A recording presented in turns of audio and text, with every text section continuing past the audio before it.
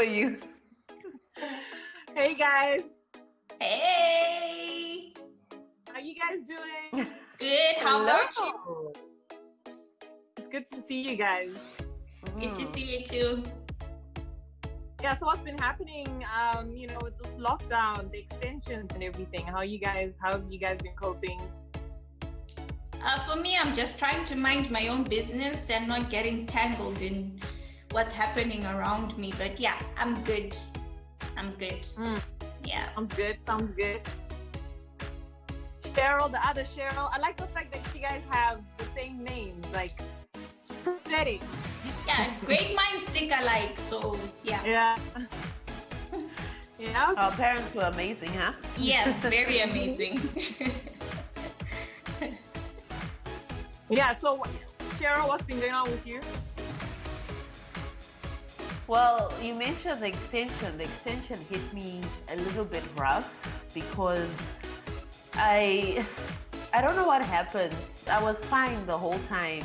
But once we got on the second week of extension, that's when I started feeling and which was what, last week's second week of extension. Yeah, that's when I started feeling a little bit anxious and nervous about what's actually happening. It's the positivity that I had just started diminishing little by little, but I'm feeling better now, and I think I'm on the right path. Yeah, you are. Oh, that's good. Well done. Yeah, that's good news. I kind of feel the same way, but I'm just mostly happy that, we are alive and we're able to smile. Like, these are things we took for granted prior to this, so that's a good thing. Yeah. Yeah. So we're so happy to have you today, Nyasha.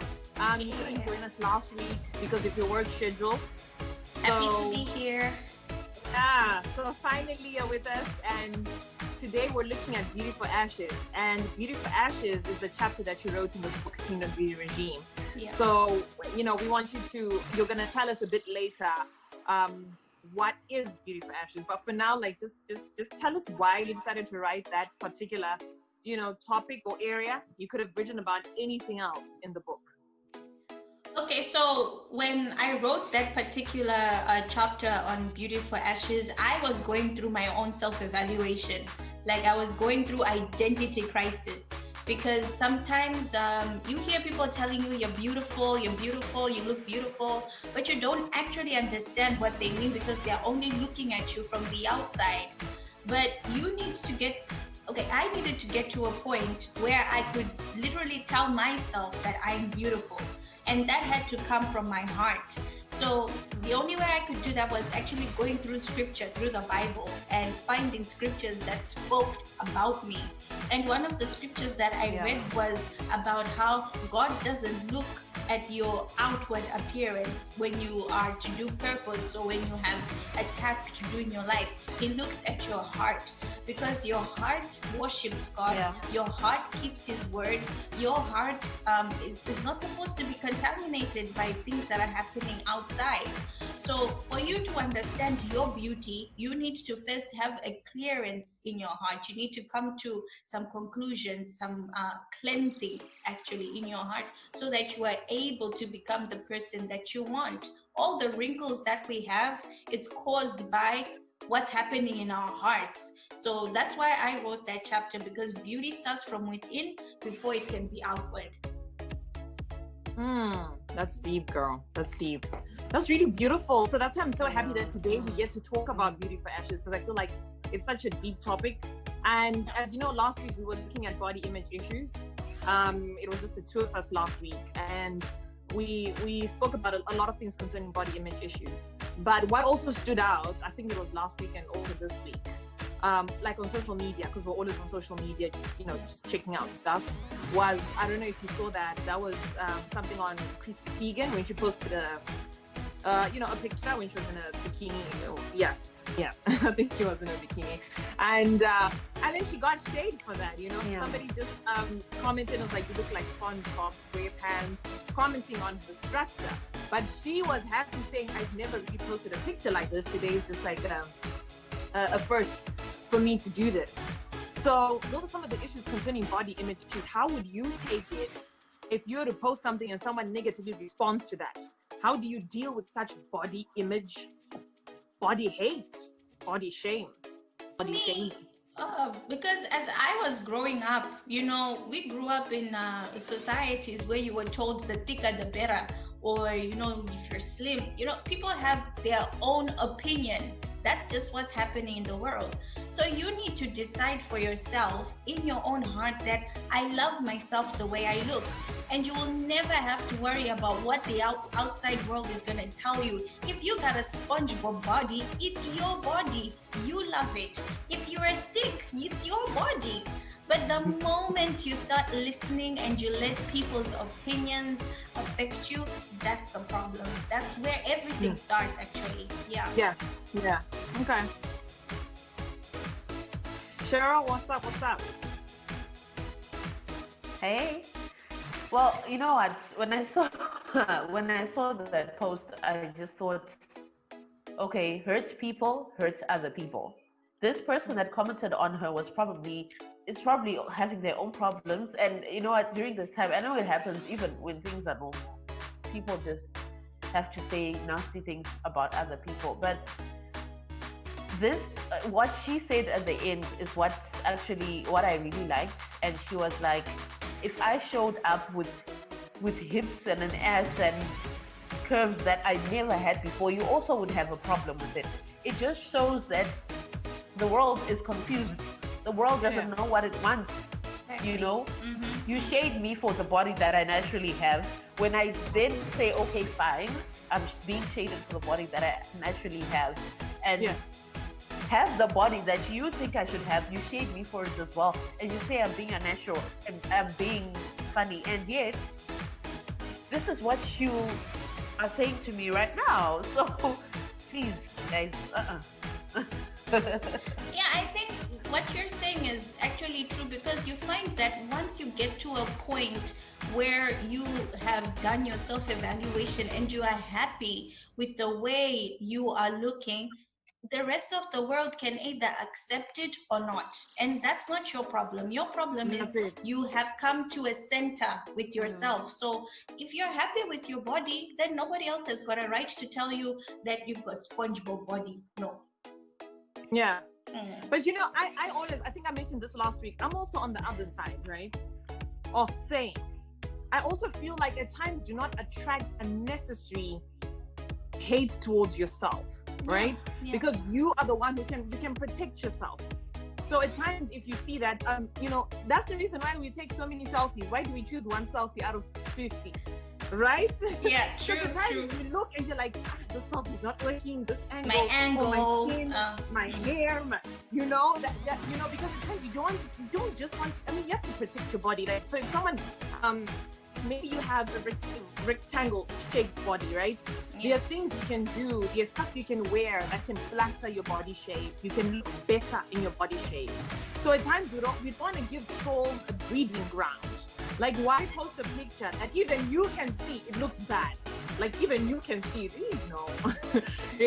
So at times I feel like, in as much as you should also love yourself, because now there's body appreciation. We're going to look at that when you look at part 2. There's body appreciation, but I still feel like protect, in as much as you're appreciating yourself, but don't give trolls something to say. Don't but do I that think to them. from her no, perspective, but you can't say. I was just trying to say that from her perspective, she just posted the picture because she was actually doing body appreciation for herself. Exactly. I think she was trying to appreciate herself, but these trolls out here, they are relentless, man. I mean, she was just trying to appreciate herself. Yeah. No, because you can't say, I post a picture of myself and you say I'm attracting haters on my natural self. Okay? First of all, she's a mom of 2. Your body goes through so much, instead of celebrating what a woman is capable of doing, you're shaming that same person that you were born from, and putting them in a tight spot. And I like that she knows, she is very confident of the fact that her husband still loves her the same way. Yeah, she mentioned, yeah. I am so happy about that, because the men that are in your life are the ones that should also just validate you or lift you up, especially in a world where they're trying to do everything and they're trying to do nothing else but just put you down. So Right. it's not, Yeah. if she was not looking for haters, she was just being natural. She was just being herself, and she must not be crucified for it. I think, yeah, I agree too. But to some extent, I went through it, right? I really struggled with acne for a very long time. What I'm trying to say is, don't give people a chance to make you feel even worse than you're already feeling. Because I just realized that people are so mean. They do not care. They actually want to bury you alive. Once you realize that, at times don't try to look for attention thinking it's going to work in your favor, because in most cases it doesn't, right? So at times you can post a face. And I know, Cheryl, Nasha, you also went through a phase of like acne and pimples, right? Yeah, I did. Right? So it's similar. You can post a picture, Uchiti, I'm getting better, or what, like with a lot of spots and pimples and stuff. And then you post it on Instagram and you're like, I'm getting better, love WCW, still love myself, whatever. Because people are mean, at times they don't realize, Kuti, she still loves herself, even with all those pimples. She's appreciating herself. They will still come at you. They will still, yeah. So anyway, that's what I meant. That's how I see it personally. Because I feel like the world is not necessarily going to change in as much as your thinking has changed and in your heart you've changed, but you also need to really protect yourself, at times, and I don't mean because like what you say,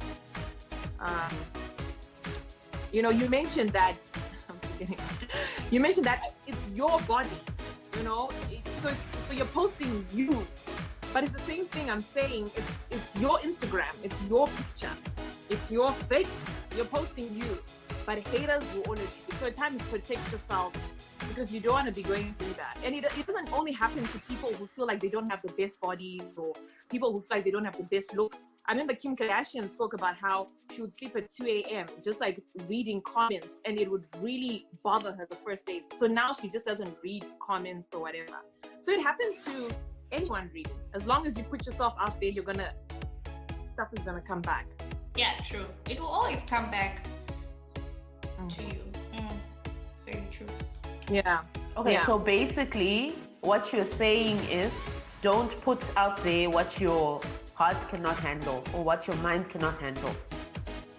Knowing how people are and how they will react. Yeah, depending.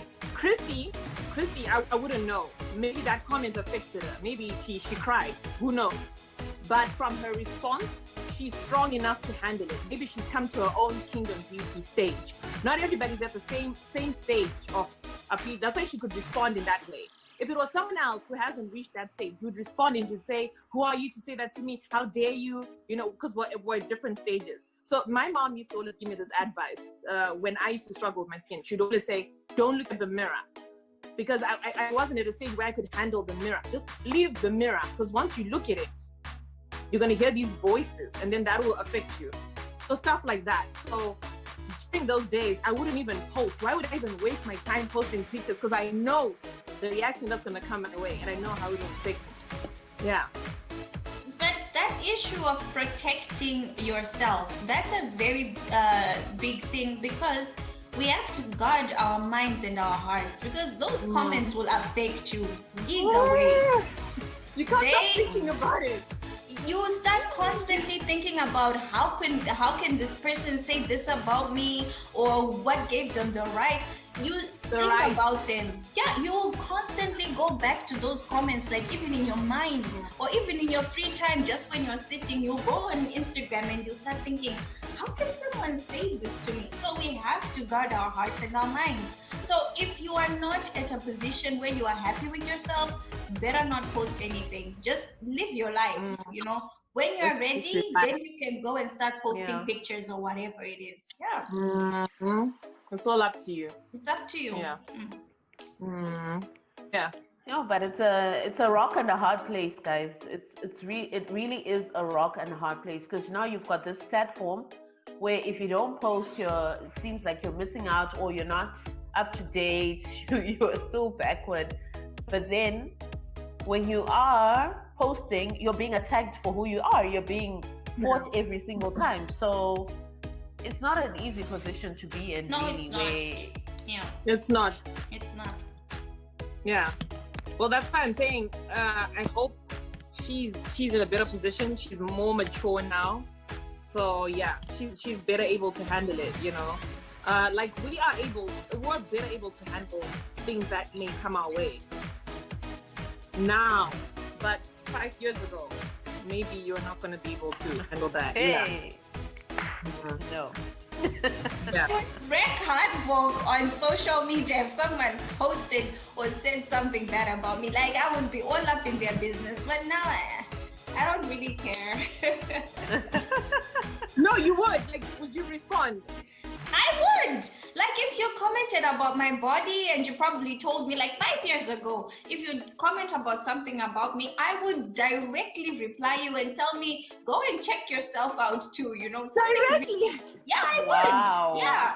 But now I don't Wow. really care. Say whatever you want to say. It's all good, you know. Yeah. Make that part. Okay, back then when social media started, remember you'd only be friends with the people that also had social media at the time. Like And it was Facebook. not, yeah, and then it was not open to so many people. So you could have the time, to respond to each person one by one.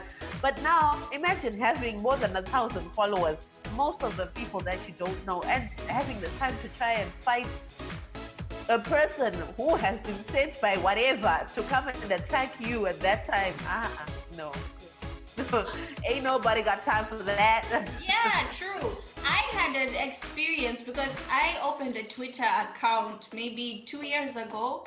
So I posted my picture on Twitter and I was like, hey, me and my African natural hair, so happy here.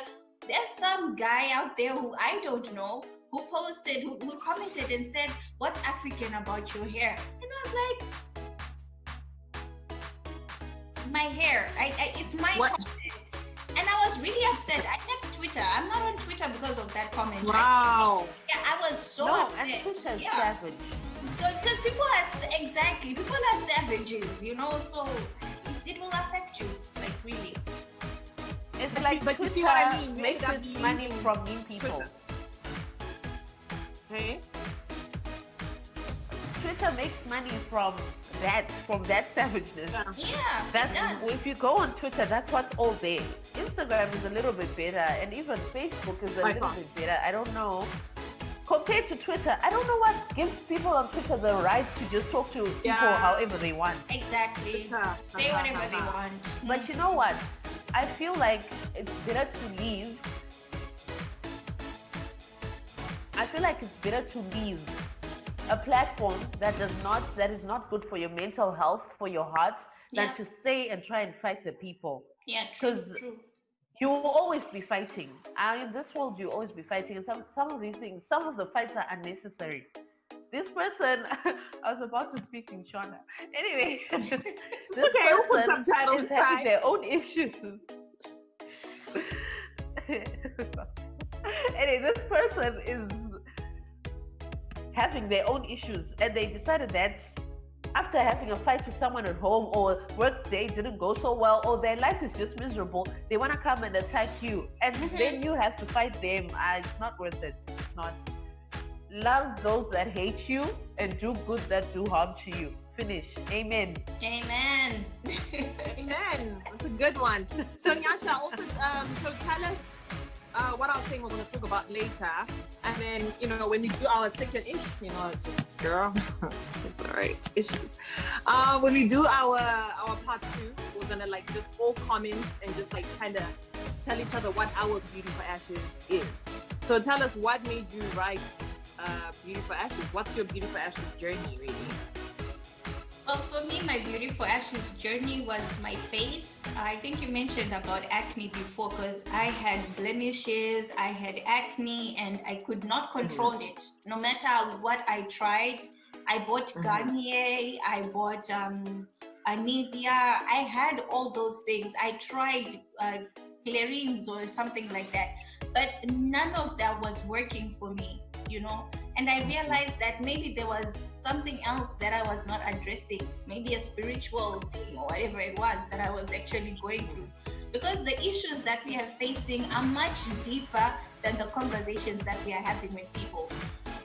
What's actually going on with women is difficult, trust me. So you need to I needed to understand that what I was going through was something in my heart, something much more spiritual. So when I came to understand the Bible, when I finally decided to read the Bible and understand what God was saying about me, I finally understood that I didn't need any products to wash my face, or there was a certain product, one product that I needed. And after a while, I finally found the one product that was helping me, which was tea tree oil. I didn't know. I started using it. It started helping my face. And it also helped me realize that I didn't need to buy 10,000 other things for me to feel pretty or for me to feel beautiful.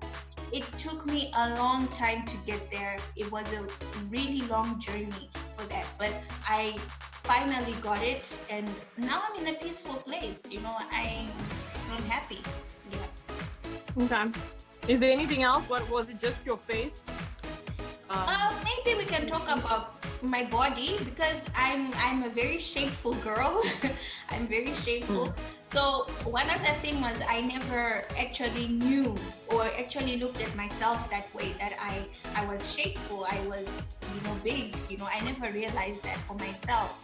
I used to just think I'm okay and I'm fine. I don't need to really look into how I dress. But it was very important for me to look into how I dress, because how you dress actually communicates the kind of person that you are. Yeah. And that's when I finally understood my body structure and understood why I looked the way I was looking. I was able to now start buying clothes that actually looked good on me, clothes that described the kind of person that I am. So that's another journey for beauty. You end up understanding the kind of person you want to look also on the outside, and it reflects who you are inside as well. That's why I'm so excited about KBR, Kingdom Beauty Regime, because it's such a broad platform or topic or discussion. We will look at, yes, our regime in terms of how we take care of ourselves and but then it opens up a lot of conversation, a lot of issues or things that we don't naturally talk about, especially on our own turf, in terms of being on African soil. You see it on TV and you see it on YouTube, and people that are talking about it are not people that look like us or have been through that we've been through. So I'm actually quite excited about what is going to come up because of this movement. A lot, yeah. And I wanted to comment, like, I like it's stuff happening. It's interesting to hear coming from your point of view, because you're my cousin, right? We're cousins. So growing up, I remember, like, even like our family members, our family members. You had a nice body ever since you were a child. Even in primary school, you had like hips. Even as a kid, even as a kid, you looked attractive. I'm not saying this in the wrong way, but you know what I mean. I get it. You get it. So it's nice hearing you say this, because someone else wouldn't understand. To us, we just always thought you had a great body, very, hourglass, well structured, well shaped. So it's just a different dimension you're bringing in to then say that's actually something that you struggled with that later on.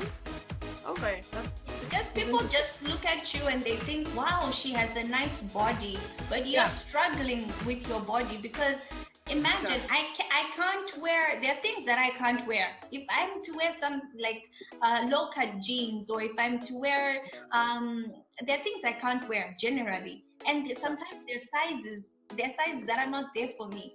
So I had to actually understand my body shape, what I want to wear. Because people just tell you look beautiful, but they don't know the struggle that you've had in your wardrobe to actually find something to wear.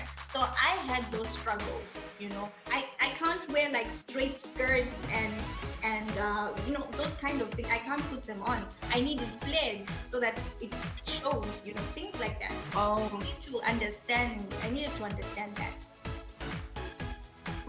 So now my question becomes, because Valerie, you keep saying nice body. So my question becomes, from what we discussed the last time, what is a nice body? You know, because now if we keep saying this type of body is the nice body, it's a nice body. For the rest of the people that do not have that kind of body, does that mean their bodies are not nice? Do we not celebrate those bodies as well? What does that mean? I think to be honest, in the world has its standards.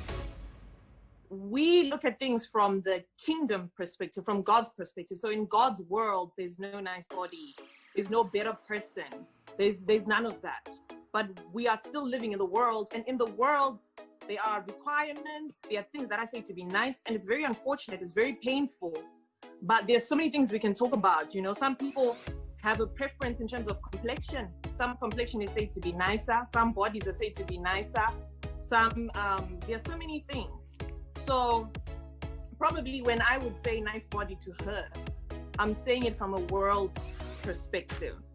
You know, I'm not saying it from a kingdom perspective. And maybe I'm saying it in my aspect because I think her body is nice. Well, because she's got the hips and she's got the flat tummy. So that might just be socialization on my part, you know, because there's socialization that comes into play. There's culture. How are you raised? What's nice to you? Yeah. Okay. What's nice to you? Now I feel like not generally on a general note, as people we need to also just be firm on where we stand in terms of, are we off the world standard or are we off the kingdom and God's standard? Because at the end of the day, what are we representing? What do we stand for? And when we stand for that, are we unmovable in that stance? Especially because we're trying to plant a different seed out there and grow. Obviously, it won't happen in our generation even, or maybe even in the next generation, but then it's a seed that will grow and spread other seeds. So where do we stand when we look at these things? And when we talk, how are we talking? Are we saying things that will build the next person or will break the next person, or what impact will it put? Because that's what we're talking about again, about loving your neighbor.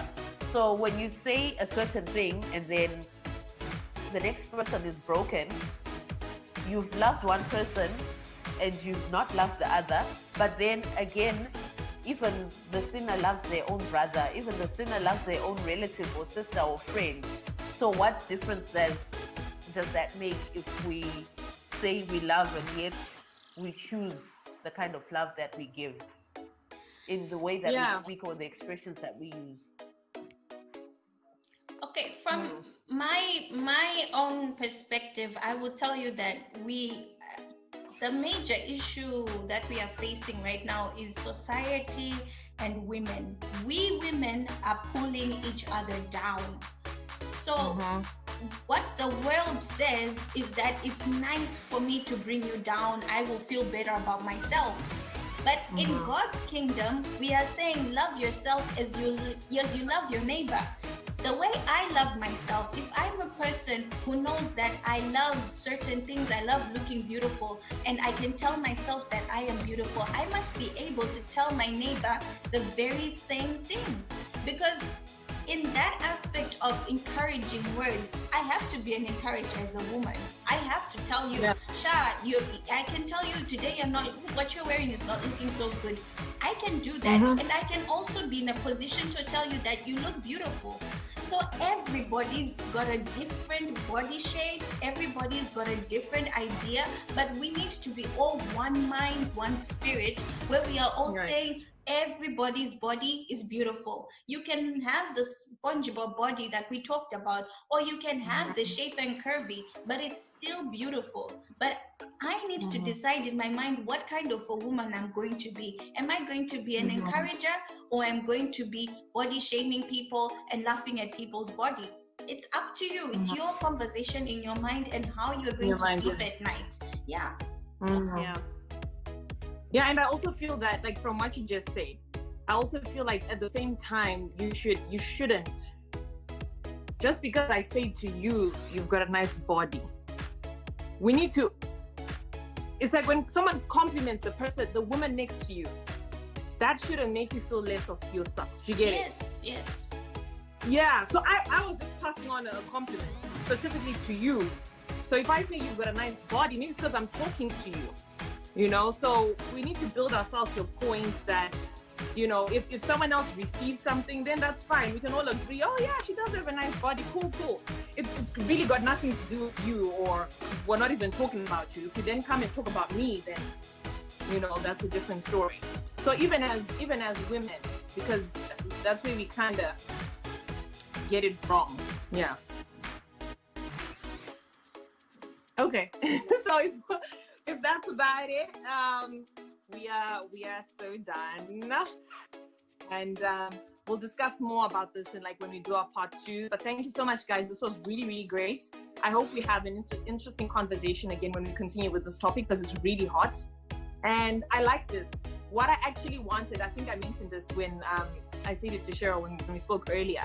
I actually want us to have differing views to some extent, because we're different people and with different backgrounds. We're socialized differently. We have different experiences. So I wanted to bring all that. Of course, many things we're going to agree because we've got the same thinking. That's why we're here together. We wouldn't be here together if we didn't have the same thinking. Yeah. But at the same time, you know, let's debate it out, because we are representing 3 different women, by the way, in all regards. So as 3 different women, it should come out how we think and how we can polish each other. Yeah, I think that's about it. So thanks a lot, guys. Enjoy the rest of your day. We're going to link up when you do our part 2.